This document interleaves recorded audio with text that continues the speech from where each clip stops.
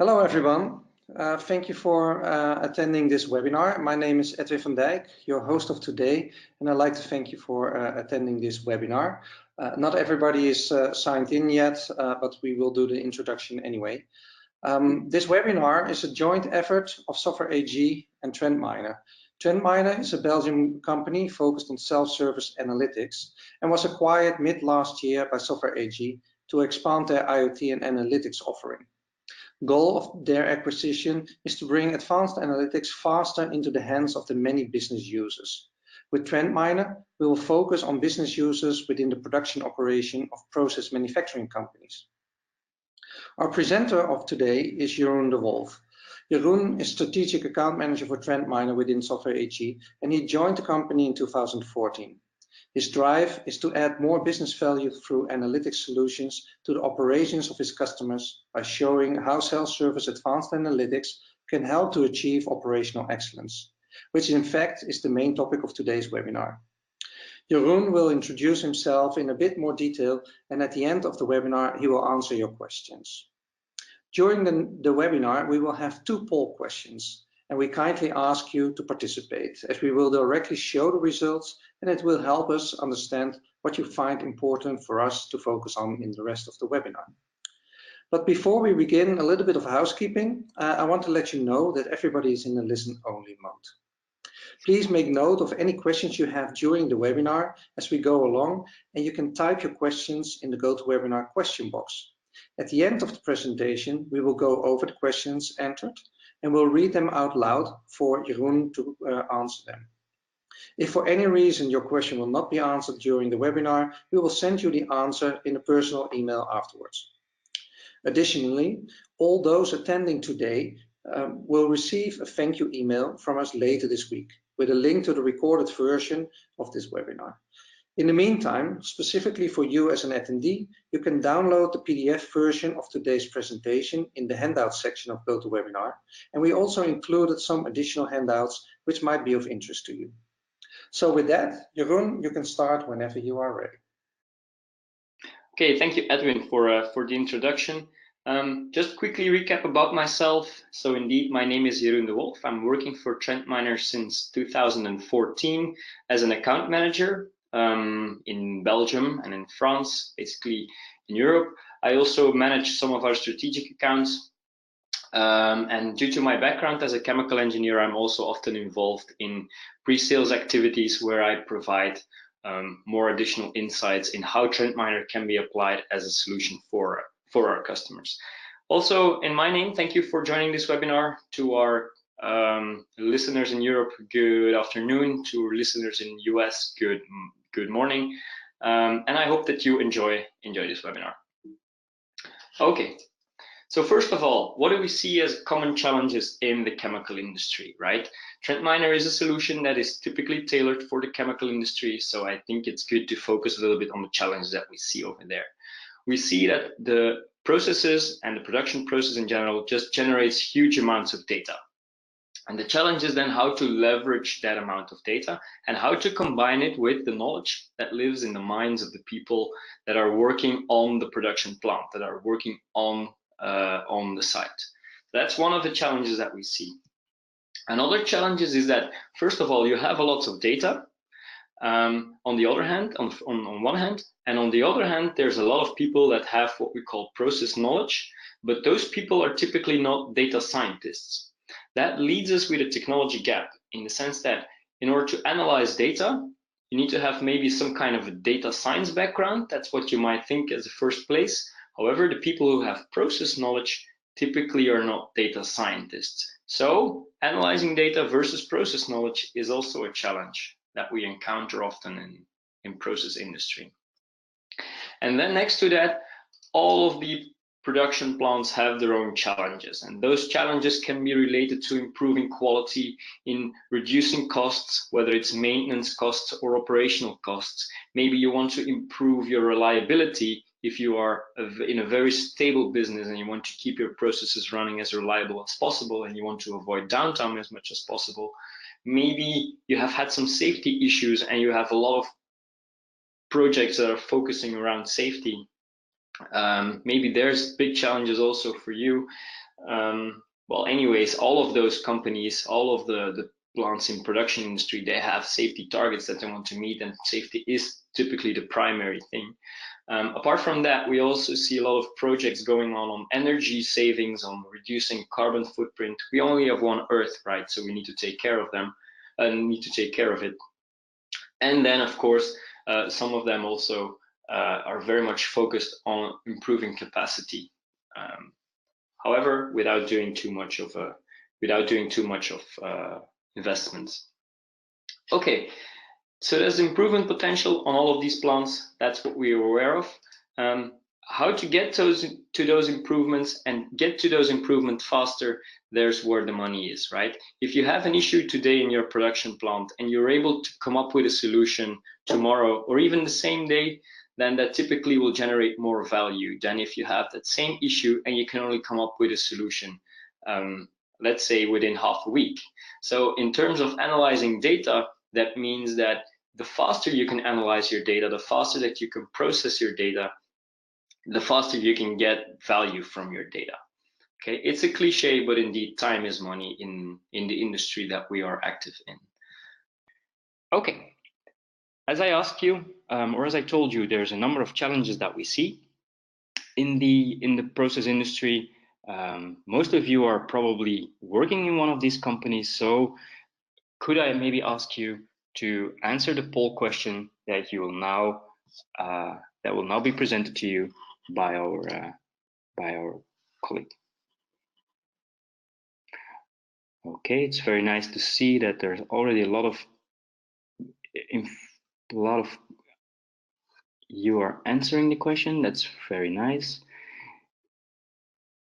It is remarkable to see indeed that there is a huge proportion, I would say 1/3 of you says that they want to solve unsolved process questions. That's very nice, because that's something that we will really address in the upcoming part of this webinar. Reducing costs and waste seems to be a very common challenge as well, and the other ones are more or less distributed equally. So I would say that 60% of you dives or indicates that reducing costs and waste or solving unsolved process questions thinks is the most important challenge that they have, whereas the remaining 30% or 40% is distributed equally between improving product quality, increasing production yield, and reducing energy consumption. Jeroen, we will show the results now. So I close the poll and show the results to the audience. Okay. There we go. Okay. So yeah, I already mentioned it while you were voting, but indeed the main challenges that were selected by you guys is reducing costs and waste and solving unsolved process questions, which is actually both of them will be addressed in the upcoming part of the webinar, and indeed the other three were distributed more or less equally: improving product quality, increasing product production yield, and reducing energy consumption. Okay, thank you for your answers. So let's proceed into the actual presentation. So we all agree that we need more business insights from data, right? At least if you're going to a conference, you'll see Industry 4.0 popping up everywhere. You'll see predictive maintenance popping up everywhere. And well, we all agree that those should come from insights from data. Now, what we see with a huge number of companies is that a first and most and maybe even logical choice is by thinking, hey, we have huge amounts of data. Why don't we focus on hiring data scientists? They are smart people who are aware of analyzing data, who can analyze data very nicely, and they will be able to provide us with the information that is in data, turn the data into value for us. Okay, now we encounter another challenge. Now, first of all, we see that there's just simply not enough data scientists out there. And even if you are able to find those data scientists, they can typically have challenges in interpretation of the outcome of a data science project, because what we see is that data scientists typically have a mathematics background or a statistics background, but they're not engineers. So if you are working on data that is related to a production process and you want to draw conclusions from a data science, from the outcome of a data science project, you typically need to have knowledge on that production process in order to interpret or in order to do good interpretation of the outcome of those data science projects. And that's a challenge that we see with many data scientists, right? The only people who can do the actual interpretation of the outcome of a data science project is probably a process engineer or a maintenance engineer or a mechanical engineer. And that's why we at TrendMiner believe that we should focus on empowering everybody else. And that is, by the way, what we mean with democratizing advanced analytics. Okay, diving a little bit deeper into that democratization of advanced analytics and the situation that we now see at many of our customers, or at least that we've seen with many of our customers. Let's first talk a little bit about what is analytics and what does it mean? What is it actually that you're going to democratize? If you're looking at analytics, there's basically 4 kinds of analytics that Gartner describes. First of all, we start off with what we call descriptive analytics. In descriptive analytics, you're going to use your data in order to describe what you're seeing or in order to describe what is happening. For instance, you are looking at the temperature and the pressure of a certain type of asset of your plant, and you are looking at the data and looking how it behaves. That's what we mean with descriptive analytics. You're literally describing what you see. The next thing is a little bit more advanced, a little bit more complex, is where you're going to use your data in order to diagnose what is going or what is happening and why did it happen, is the primary question that you're going to answer with diagnostics. Think of it as a doctor that is diagnosing a certain patient is going to ask questions. Where have you pain? And trying to find out why it actually happened.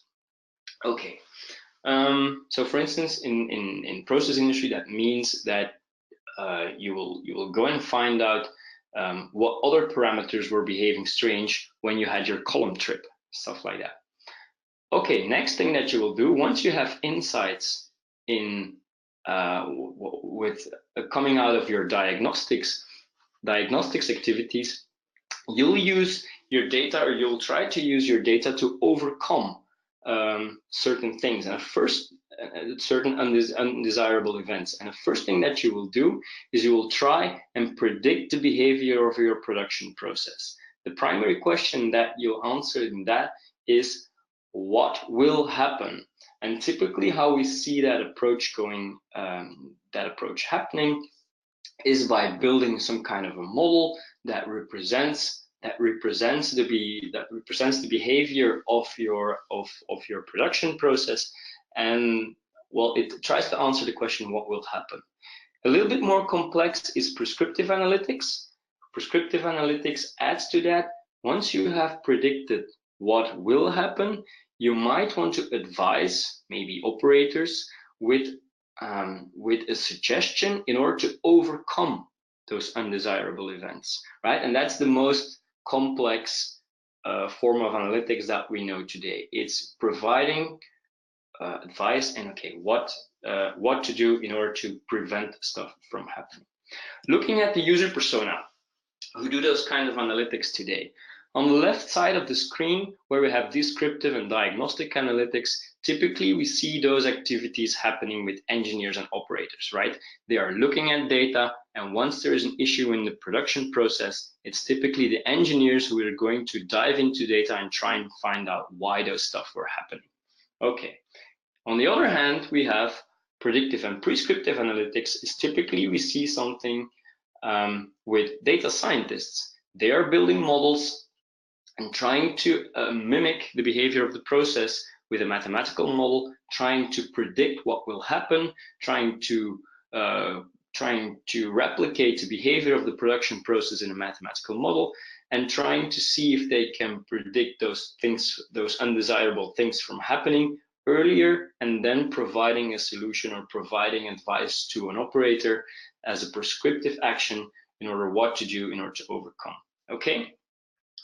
The tools that they are using for that are typically data science tools such as Python, R, and MATLAB.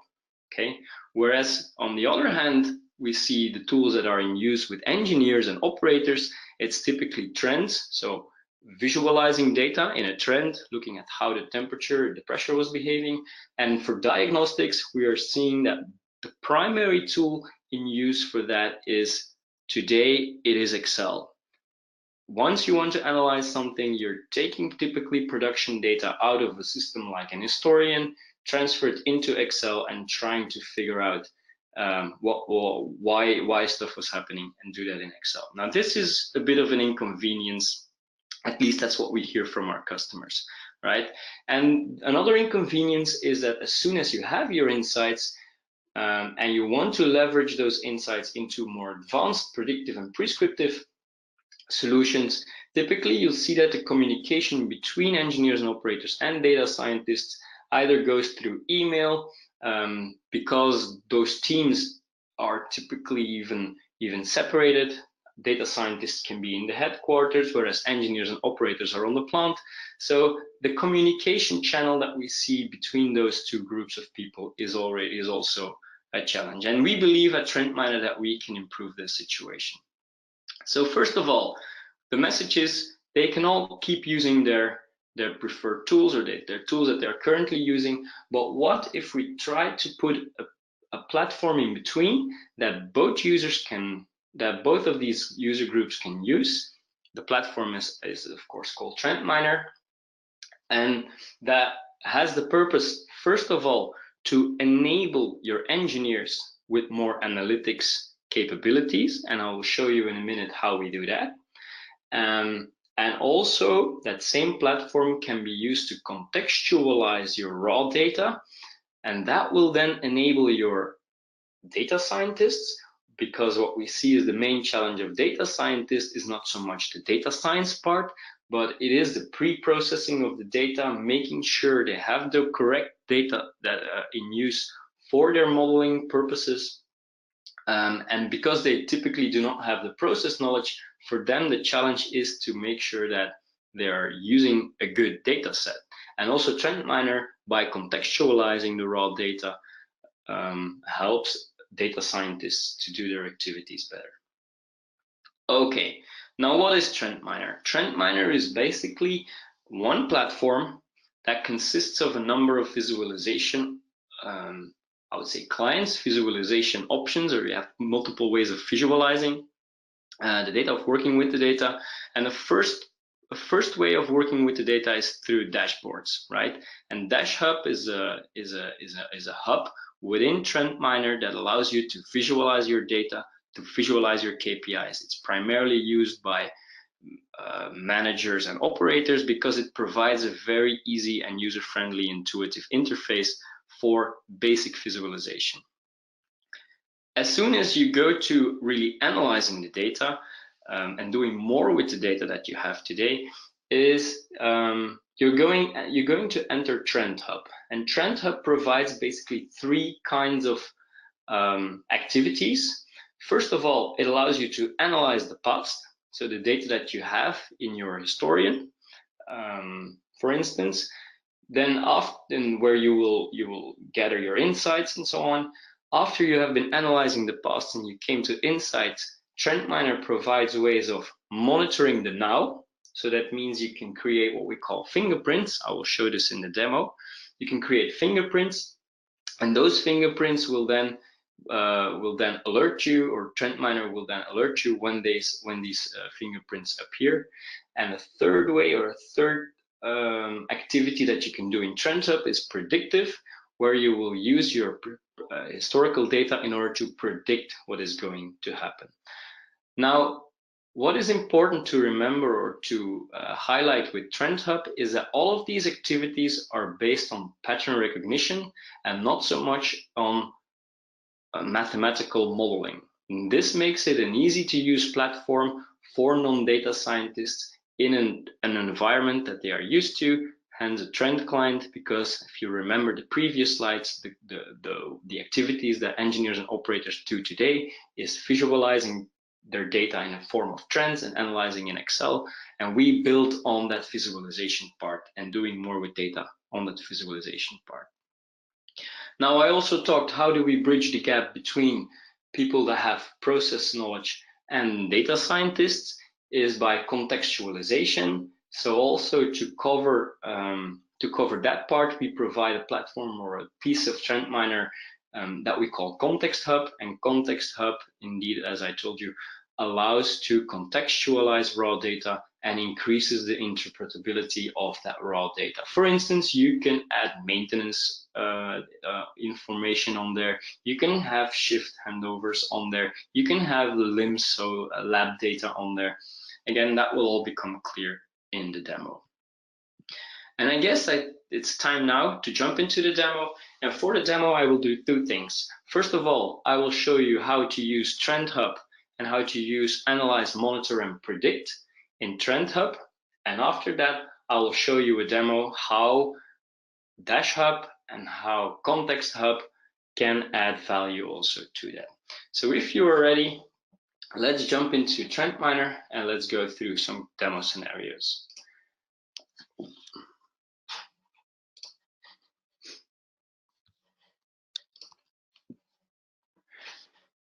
Okay, so I now logged into TrendMiner, and what you see is, first of all, TrendMiner is a web application. So you deploy TrendMiner as a virtual machine and you connect it to your data source, which is typically an historian that contains your time series data. And once you have deployed TrendMiner, you can connect to TrendMiner through a browser, which in this case is Chrome, and you can start doing your data analysis. Now, either you can load your tags by just searching on a tag like temperature, then it will auto-complete based on tag name, for instance, or on description. I made a typo, temperature. You complete on tag name and on tag description, for instance. You need to find one. Well, it's not in there, but it will also complete on that one as well. But for the case that I want to show you, I want to start on some work that I've been doing before, and I saved that work in as I would say a file, or we call it share as a view, and I will continue on that.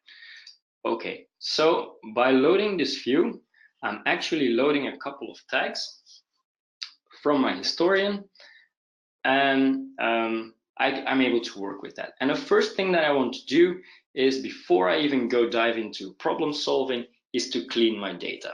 The actual case that I want to solve is, I have an issue in my temperature of my reactor, and I want to get additional insights into why I had this issue in my reactor, what other parameters were behaving strange. Maybe I'm able to find a root cause, and I also want to then also create monitoring and even predictive capabilities after I get my insights. But even before I go into analyzing the behavior of that reactor, I want to know that the data that I'll be using for my analysis is the proper data. And for that, I want to search on normal behavior. And in my case, normal behavior is when this blue line, this blue tag that I have, is flat. So what I will do is I will search for that stable behavior of the blue one, where it is below 0.3 and where it is above 0.2. And let's say that I want stable conditions, so these conditions must be valid for 2 days. I click search, and within a split second, TrendMiner has been able to search through the whole history of that blue tag, and it shows me my results as a list on the right side, on the left side of my screen chronologically, and it also shows me where I can find those results in my historical overview on the bottom of my screen, marked as gray-blue areas in my history. Now what I want to do is, I want to say to TrendMiner, I want to keep my results and I want to filter out everything else. And what the TrendMiner does, it filters out everything that is not compliant to these conditions, and these conditions, I have selected them as an engineer because I know that my feed stream should be between 0.3 and 0.2, and that's normal behavior. Now what I will do is I will dive into the actual issue that I want to solve, and that's going to be an issue in the temperature of my reactor. The issue that I'm having was at the 1st of May at 9:20 in the morning, 9:20 in the morning, and I'm not longer visualizing the 4 months, but let's say that I'm now visualizing 1 hour. And here you can clearly see the issue that I'm referring to. So again, in the previous step, we filtered out all of our not normal behavior, but what we see now is that even though we are in normal behavior, we see strange behavior in the temperature of the reactor, namely this temperature spike. Now that's something that I want to solve as a process engineer. The manager asked me to, hey, where does it come from? Why did it happen? We want to prevent this from happening again because it might have an influence on, for instance, the quality of our end product that we are making. Okay, in order to do so, first of all, I might be interested as a process engineer to know if this is the first time that we had this issue, or maybe we missed it already a couple of times. So what I will do is I will go and find similar situations in the past. How I do that today, if I don't have Trend Miner, is I will literally scroll back in time to see whether or not I have had this situation in the past. And this is a huge and cumbersome task for an engineer to do, but that is what we actually see today happening. So we believe at Trend Miner that we can make this more efficient, that we can improve this better for the engineer by providing, again, pattern recognition. That's what I mentioned in the slides. Pattern recognition technology that will search for the behavior that I have on my screen in the past. If I click similar situations, Trend Miner again will list me with the results. In this case, it finds 21 results that Trend Miner thinks are similar to the behavior that I have on my screen, lists a result on the left side of the screen, and again indicates in the bottom where I can find those back in my historical overview. Now, what I want to do is I want to pull a couple on top of them. So what I will do is I'm selecting a number of these situations, putting them on top for visual comparison. So now I'm indeed looking at 4 situations that clearly show stable behavior of my reactor, and all of those 4 situations clearly show that signature spike that I'm actually looking for. So now that I have not only 1 situation, but I have 4 situations, I can draw conclusions on further analysis based on 4 situations instead of 1, so that will make my analysis more reliable. Okay, and next thing that I want to do as an engineer is I want to solve this question, okay, where did it come from? What I will do now is I will go to my PNID and I will look at, okay, I'm looking at my reactor, what other sensors are surrounding that reactor, and I will have a look manually at my reactor. So that's again what we see happening at our customers before they're using Trend Miner. So they might check the stripper temperature, and they want to know maybe if there's something wrong. But apparently, if we click the stripper pressure, no, there's not really something to see. If we check maybe the stripper pressure, no, also not really something to see in the stripper pressure.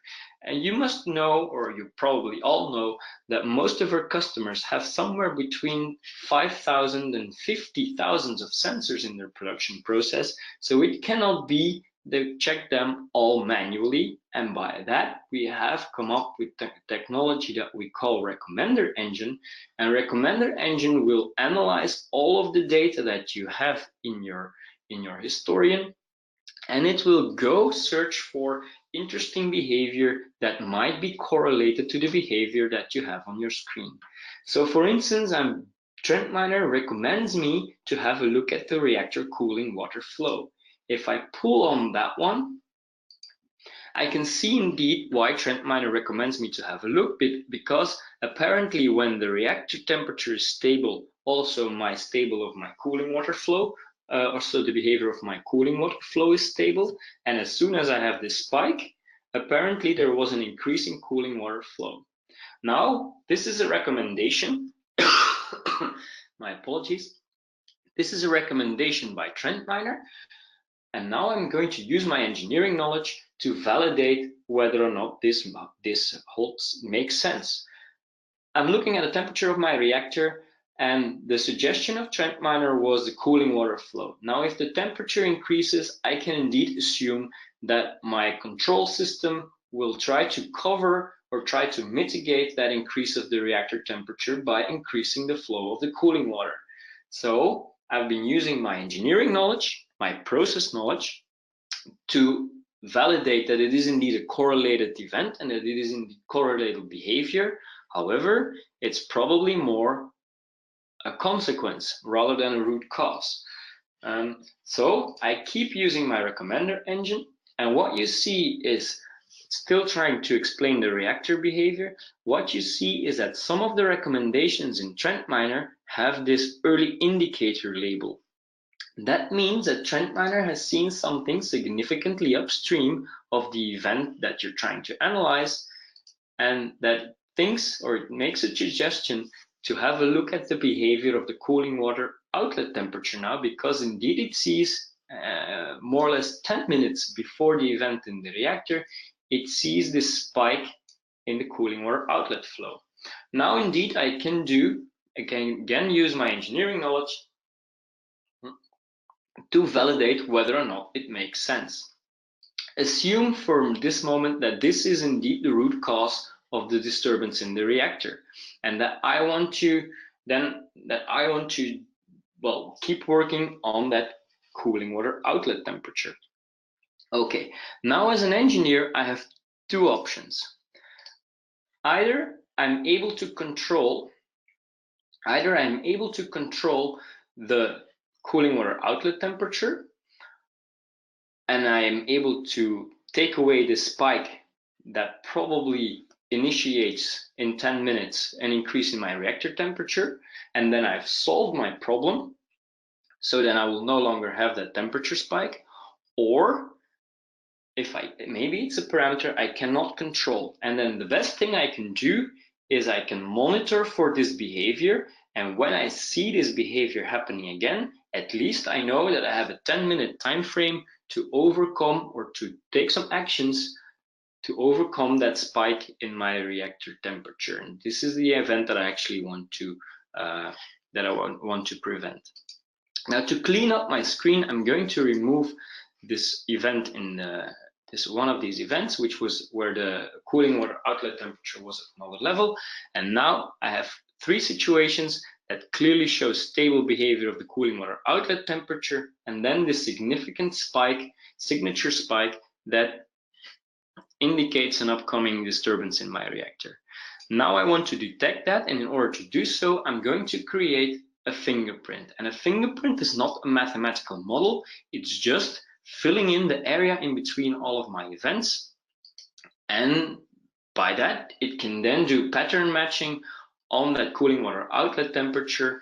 And as soon as it detects something that is similar to this kind of behavior in this cooling water outlet temperature, I can trigger an action. But first I need to save this fingerprint, so I'm creating this one, and then I can go to my monitoring window, where I can actually choose the options that I have after TrendMiner detects a match. I can first of all toggle it on so that I'm enabling monitoring, and then I have a trigger, so I want to detect a match, and then as soon as you detect the match, I have an action that is triggered. First of all, I want to create an inbox notification, which is what I see here. It will then, as soon as it detects, it will pop up with an annotation or in my inbox, in my in-application inbox. So that's inside TrendMiner. Second of all, I can have TrendMiner send an email, for instance, to my operator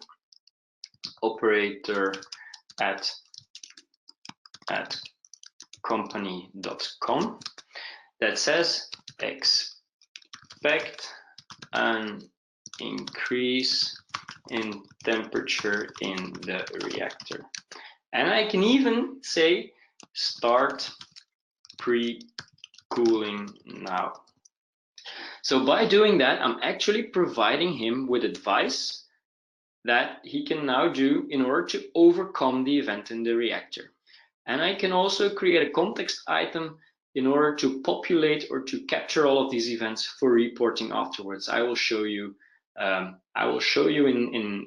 Dash Hub and in Context Hub what you can do with those context items. But going back to my presentation, I'm going to going back to my presentation,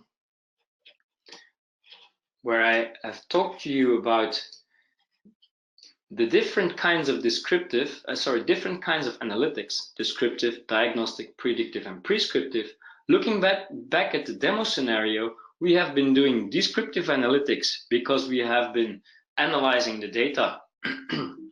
We have been analyzing the data, we have been looking at data. What happened, right? We started with that temperature spike. Why did it happen? Recommender engine helped us with diagnosing the problem.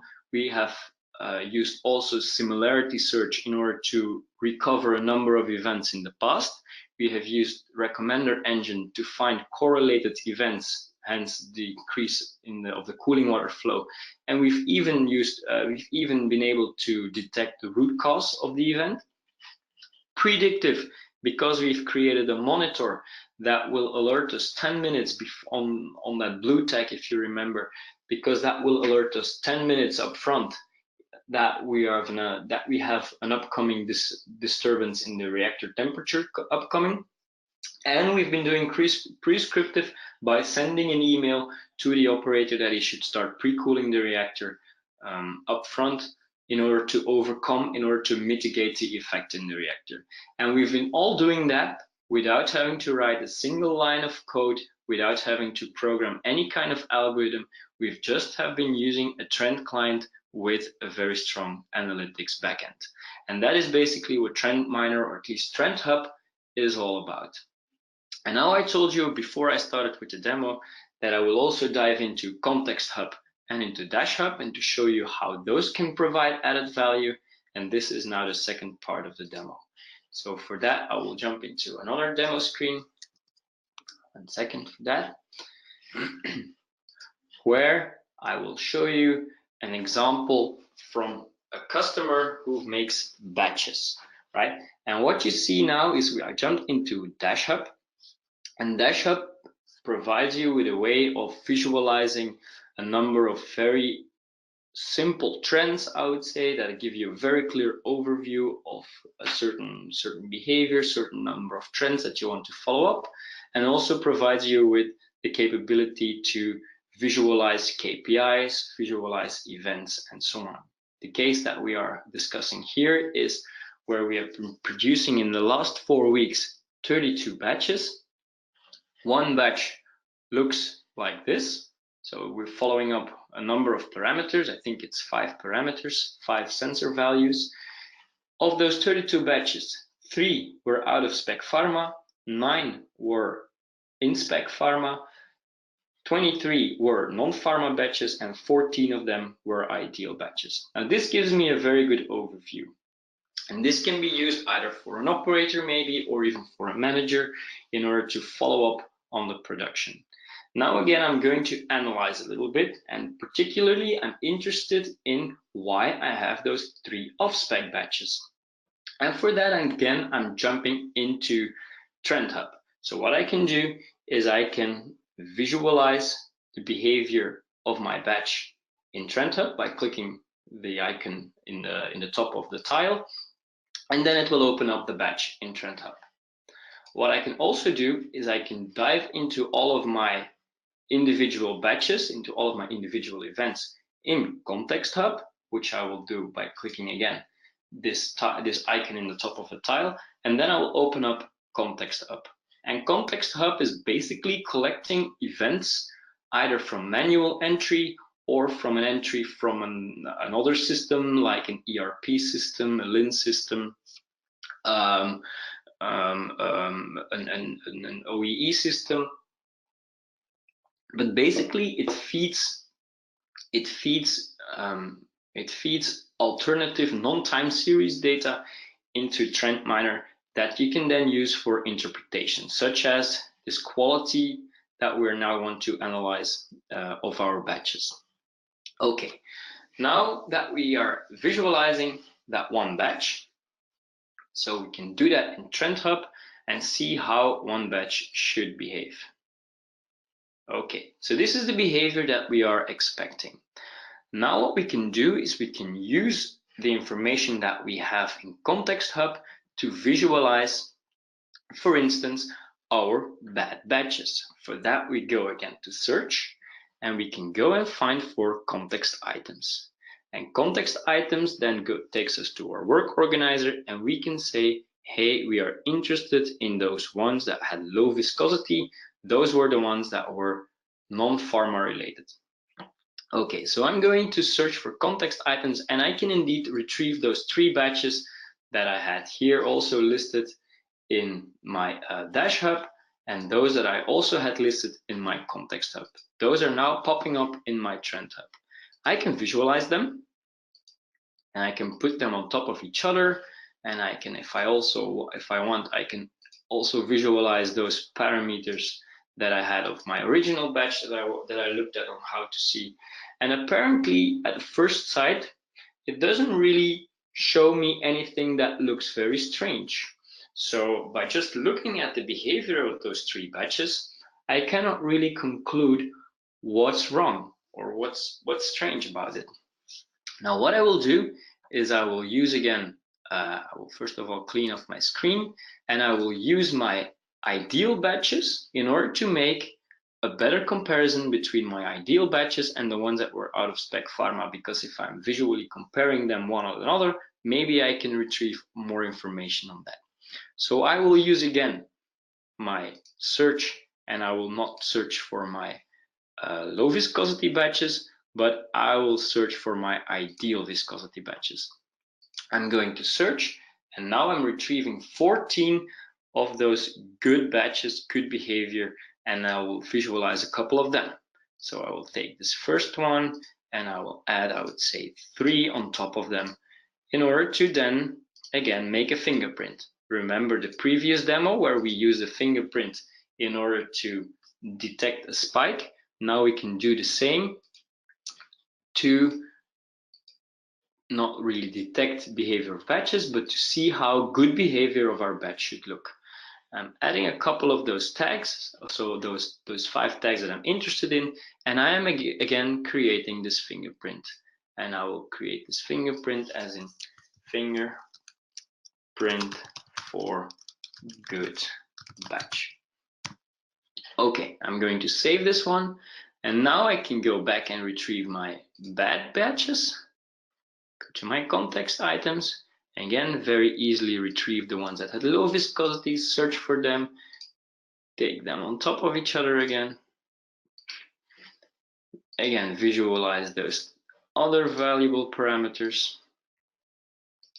And now I can take my fingerprint and put my fingerprint on top to see really how it compares to my bad batches. And now I can start seeing some interesting things, because although at first sight my non-pharma batches, the one with low viscosity, had good behavior, by literally comparing them with the ones that were pharma grade related, I can really see some deviation in this reddish brown tag, where apparently the ones that were out of spec didn't go as low as the ones that I used to create my fingerprint, so the behavior that I should know. So again, I can use my process knowledge to then say whether or not this could be the actual root cause of the behavior of the bad batches. And now I've been using, first of all, Dash Hub to create an overview, a nice overview. I've been using Context Hub, where I collected all of the behavior that was coming from a LIMS system about good batches, bad batches, ideal viscosity, pharma batches, and so on. And I'm again been using TrendMiner in order to analyze the behavior and compare behavior and find differences and do root cause analysis. So that is how Dash Hub and Context Hub provide added value on top of Trend Hub and provide a good platform, so, a good solution as a whole. Okay, going back to my presentation, what I've shown you is the following. I've been showing you TrendMiner as a combination of Trend Hub, Context Hub, dashboards and notification, and even asset structure and mapping, which is something I skipped in this introduction video. But what is important to know is that TrendMiner is one platform.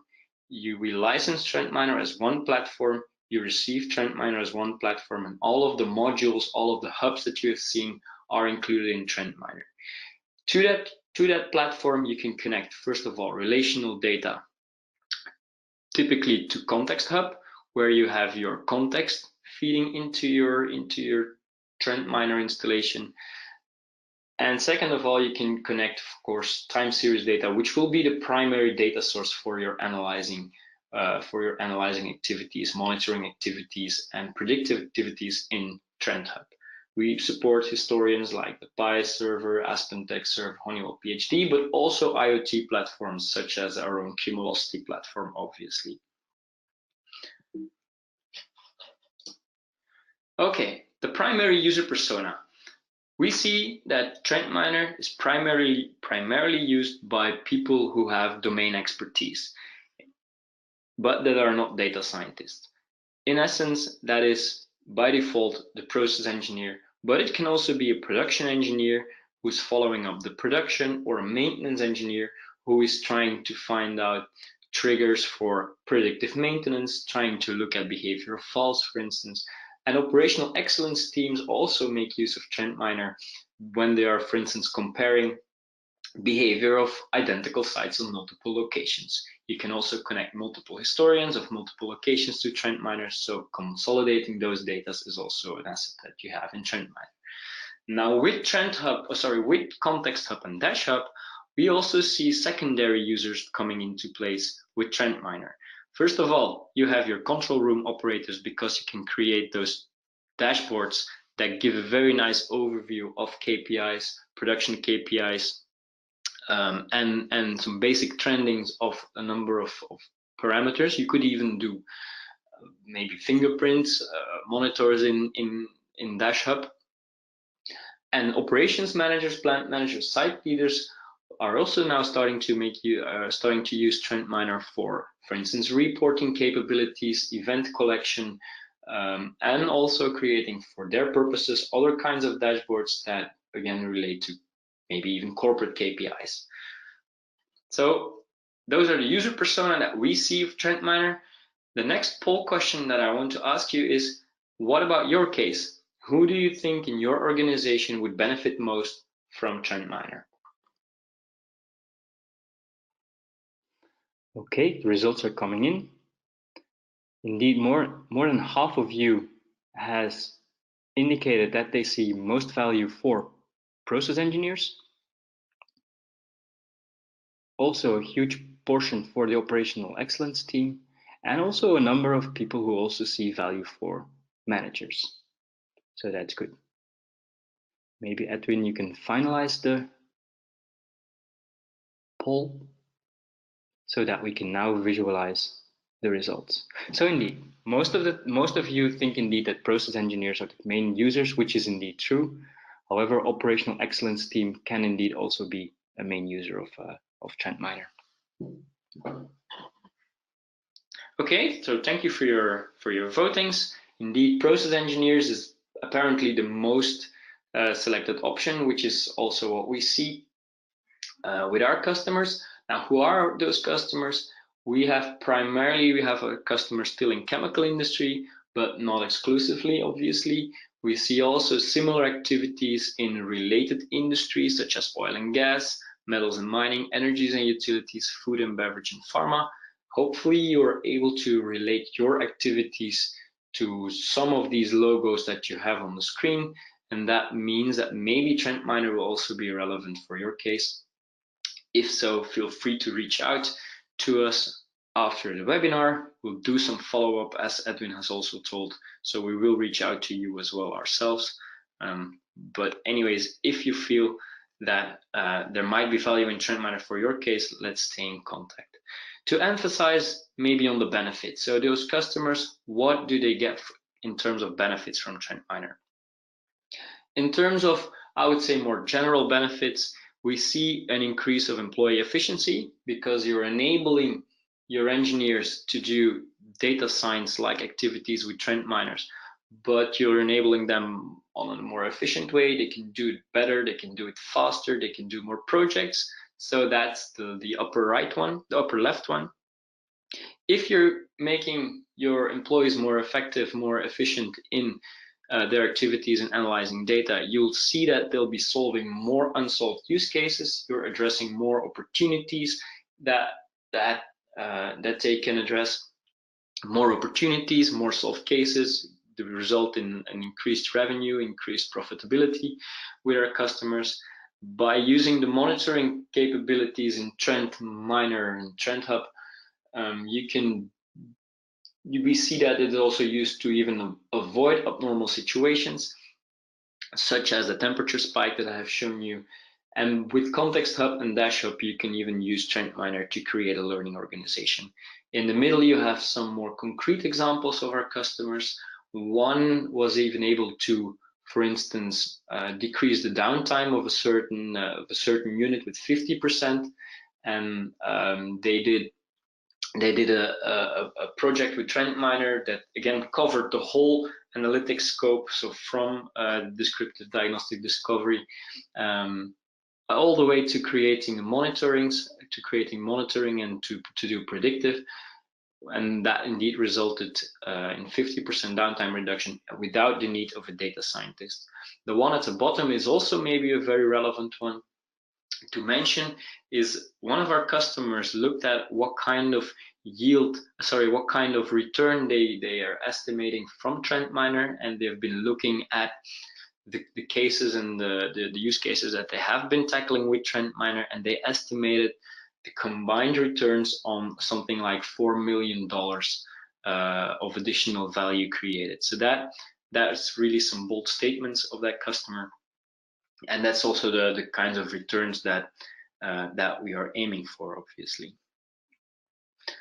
Trend Miner is now not longer Trend Miner as such, in the sense that we have been acquired by Software AG a little bit more than half a year ago. That means that we are now part of a bigger family, the family of Software AG. Within the value proposition of Trend Miner, it can be related to also empower data science capabilities in your organization. Software AG has other solutions tailored more towards the data science, such as Semantis and Apama.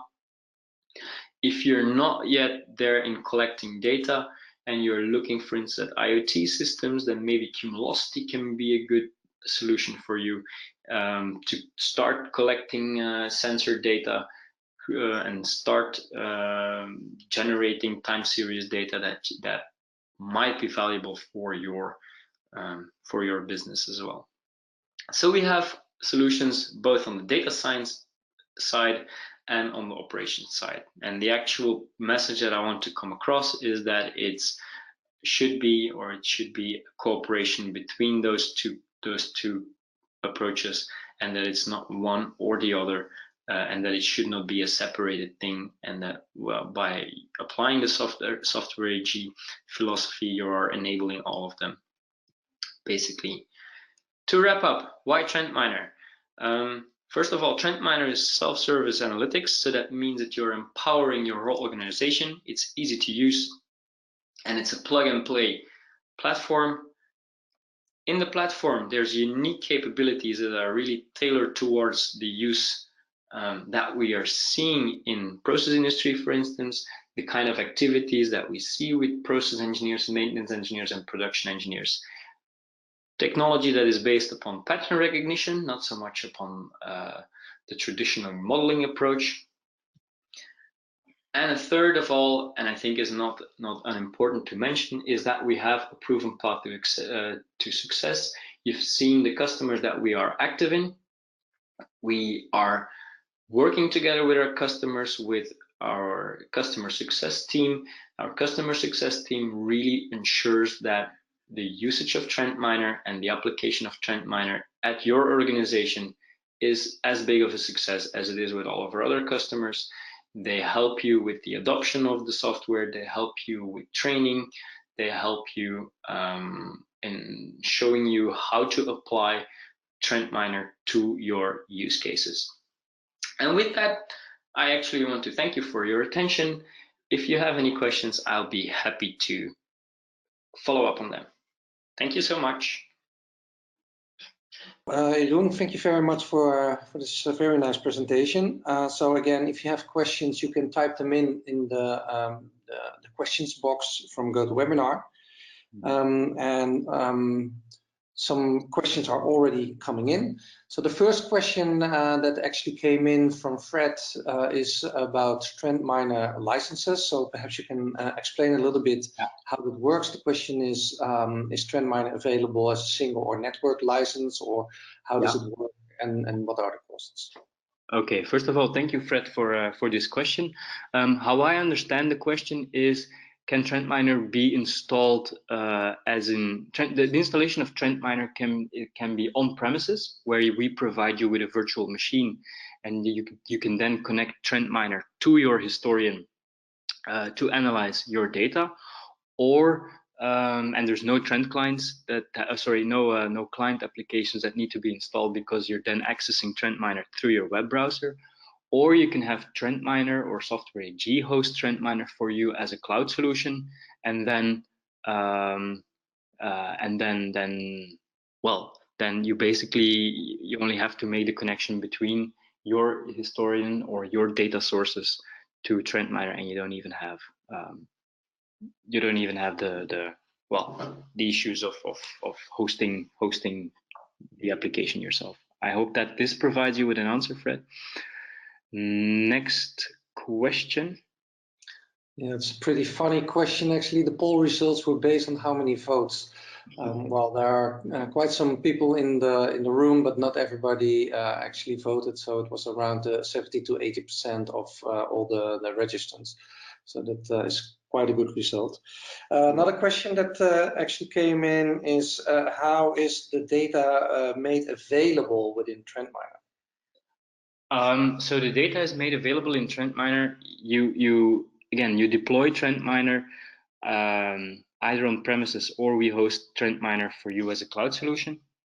And then you can connect TrendMiner to, as a primary database, typically is going to be a time series database, so a historian, and that goes like that. That's the connection. And there's also multiple additional connections possible for Context Hub for the contextualization.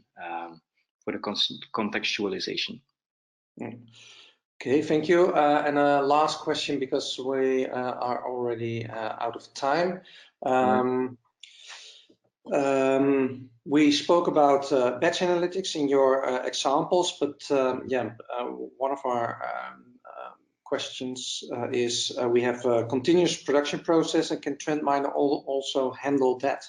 Yeah, yes, of course, right? So TrendMiner can be used in multiple industry verticals, both batch production, continuous production. We have refineries as our customers. We have polymer plants as our customers. So yes, definitely. All right, thank you so much, Jeroen. So with that, I would like to conclude the webinar.